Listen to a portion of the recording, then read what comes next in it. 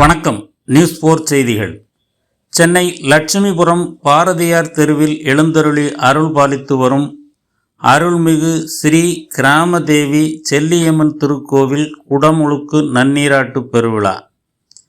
சென்னை லட்சுமிபுரம் பாரதியார் தெருவில் எழுந்தருளி அருள் பாலித்து வரும் அருள்மிகு ஸ்ரீ கிராமதேவி செல்லியம்மன் திருக்கோவில் குடமுழுக்கு நன்னீராட்டு பெருவிழா வெகு விமரிசையாக நடைபெற்றது.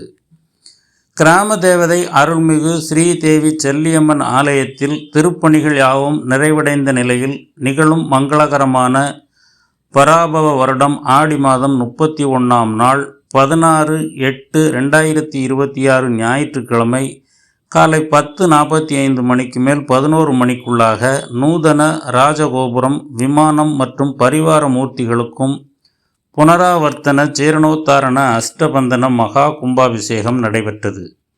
அதனைத் தொடர்ந்து பக்தர்கள் மீது தீர்த்தம் தெளித்தல், அருள்மிகு ஸ்ரீதேவி செல்லியம்மன், துர்கா, லட்சுமி, சரஸ்வதி மற்றும் சப்த மாதாக்களுக்கும் அஷ்டபந்தன மகா கும்பாபிஷேகம் நடைபெற்றது.